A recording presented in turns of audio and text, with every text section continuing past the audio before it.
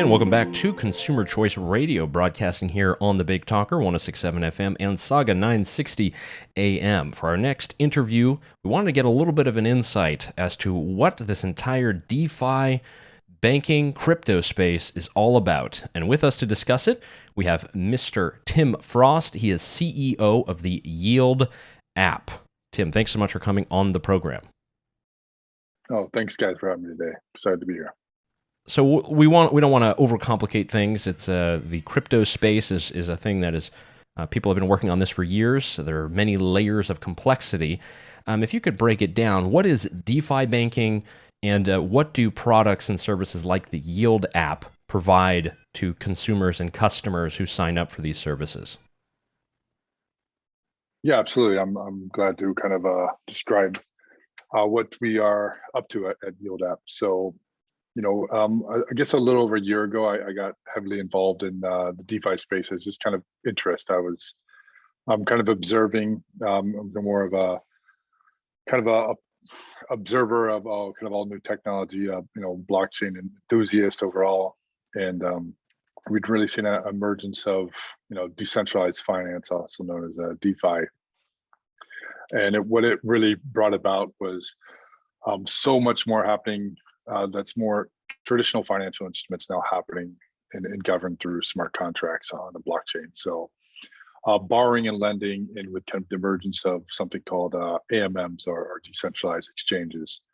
What this has allowed is people can now, without any centralized middleman, kind of enter this new this open financial network that they could be able to trade digital assets. Oftentimes it's Bitcoin, Ether, stable coins, typically represented by a US dollar, and other assets, and can be able to lend against their crypto as well. And it's all kind of governed by a smart contract. So really some exciting, innovation coming out, and that's kind of really been powered through the Ethereum smart contract network. And so with the emergence of all this, while essentially what's kind of opened up is high yielding opportunities.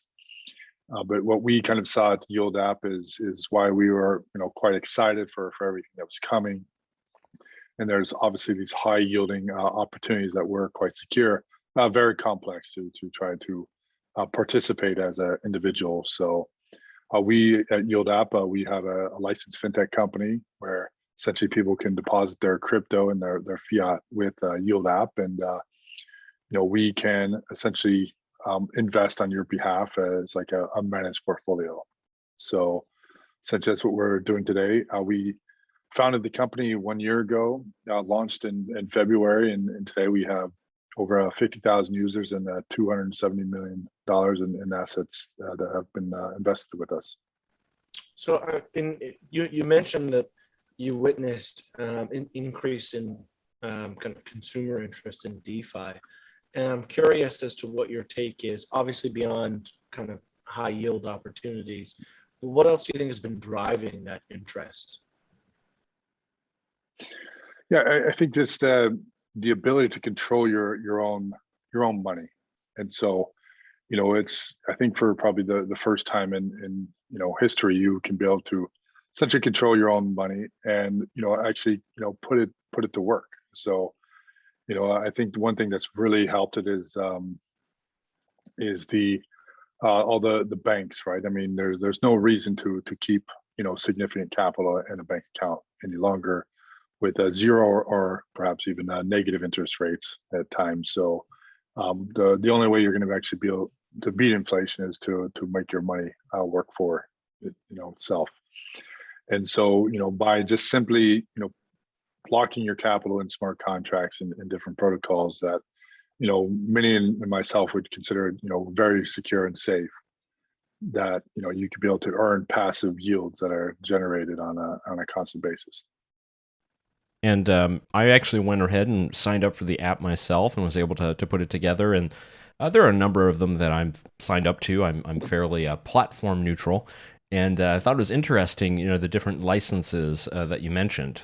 And what was that process like, getting some of the licensing for this? I do see we have our favorite country of Estonia on your site.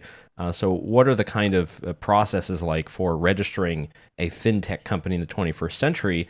And with that in mind, are there ways that you think that we could improve this so we could have more services like yours throughout the world? Yeah, absolutely. It is no kind of easy feat. Part of our founding team, general partner Jason Corbett, a very experienced lawyer in the fintech space, as well as my partner Justin Wright. He's ran several regulated funds and fintech companies. So uh, I think that the first process is obviously just understanding your business, your unique challenges that you have as a business, and you know, a lot of it is about analyzing the competition as well. So you know, there is no perfect, I guess, fit for how you're going to essentially, regulate your company, because as lawmakers continue to work with us as kind of fintech companies, and they want to embrace emerging technology, it's very challenging to find something that fits right in the box, because, well, in frank reality, it just doesn't quite exist. So you have to be using multiple jurisdictions and multiple licenses, and be able to essentially create an environment and work hand in hand with the local regulators that will allow you to operate and will embrace this emerging technology. And I mean, Yael and I talk about this all the time with different industries that are kind of ripe for disruption, and a disruptor comes along and inserts itself. I mean, I think back to like the inception of Uber, challenging the taxi market, or Airbnb challenging the hotel market. Often it's those guys were met with great pushback, in our view, a lot of the time out of ignorance. But I'm curious to see if companies like Yield and the others who operate in the space have kind of felt that similar pushback, or have legislators maybe come a long way in terms of embracing some of that disruption and competition. Yeah, I think you're finding a, a a mix, kind of a mixed bag there. And so innovation of always, right, it's going to, I guess, bring fear into different parties. So in the case of Uber, I think the ones that were really pushing back were probably the local establishments, right, because it was a threat to the way that they're actually doing their business. And so you will see pushback in this space. We have, and so like right now, and I think there are battles taking place all over the world, and publicly and in public forums, as well as obviously privately, behind the scenes. So myself for one, I would actually say that I feel that regulators across the world have embraced blockchain technology and digital currencies more than I actually anticipated that they probably would have a handful of years ago. So I personally think that they are trying to embrace this.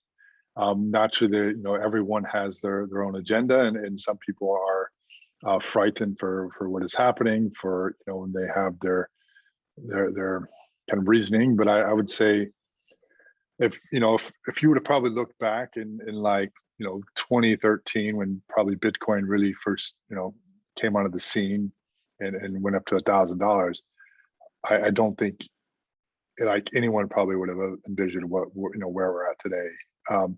When I was looking at Bitcoin in 2013, I did not even think it would be legalized by now. I thought they would have just abolished it completely. So again, it's not, it's now legal tender in different in different nations. So we have come a long ways, and I think that we should be quite optimistic about the future, and how they are adopting this today. We're speaking with Tim Frost. He's the CEO of Yield.app, a great new DeFi platform.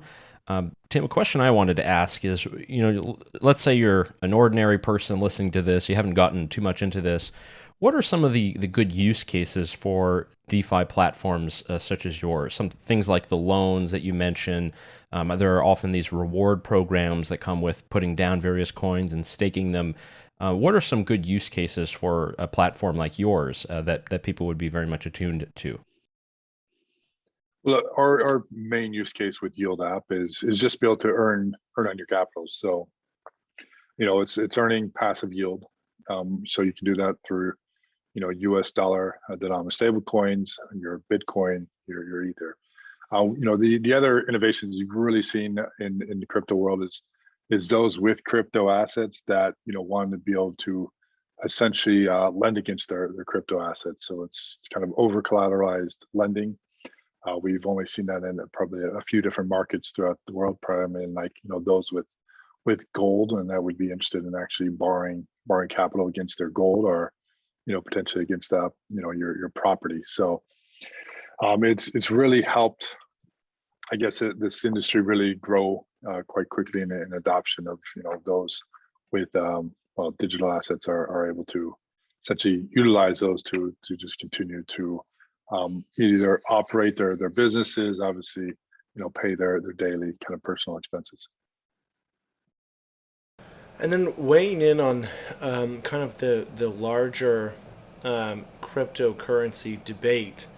I mean, we've hosted folks on our show who kind of fall under on both sides of that argument.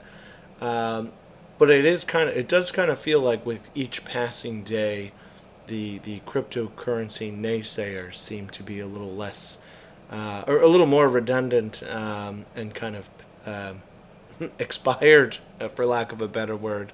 I'm interested to see. Do you feel like the conversation about the legitimacy of cryptocurrencies has kind of concluded, and that we've moved in the direction of just basically understanding that this is something that people will use for various purposes, and it's here to stay? Or do you think some of that debate still needs to be flushed out?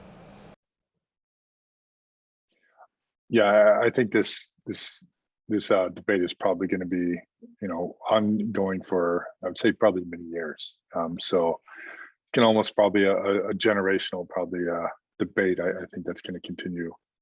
What we're going to continue to be involved with. So not everyone will ultimately kind of accept Bitcoin and Ether and other digital assets as kind of a store of value. That they do have value, and that's actually, I think, quite healthy as well. There are inherent issues with these digital assets, and as there's so much innovation happening, though. I think that the likelihood of ultimately creating digital assets that are fair and have fair distribution, and ultimately will help the world in numerous ways. I think it's likely to just continue to gain adoption.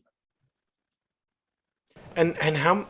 I was just gonna one quick follow up here. How much of the adoption rests on kind of the democratization aspect of it? Because I know some of the criticisms of the traditional investment structures that exist, and I mean this is fair whether you're in Europe, Canada, or the U.S.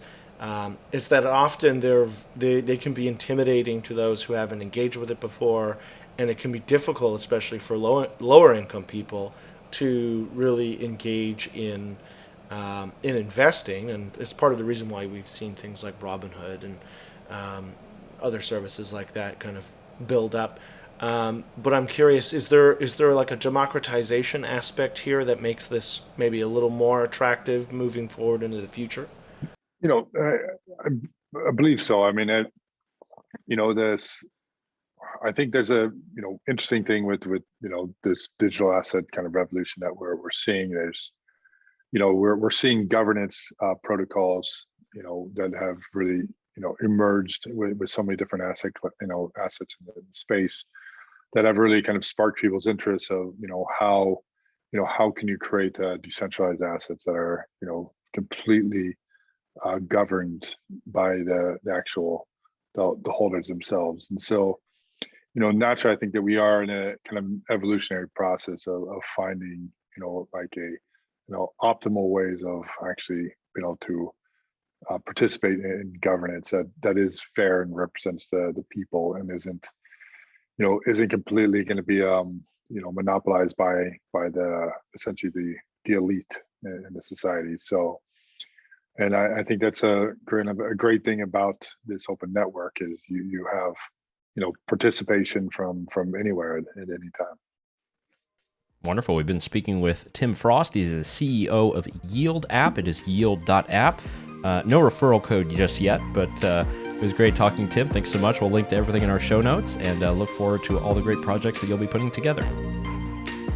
Thank you, gentlemen. It's a pleasure.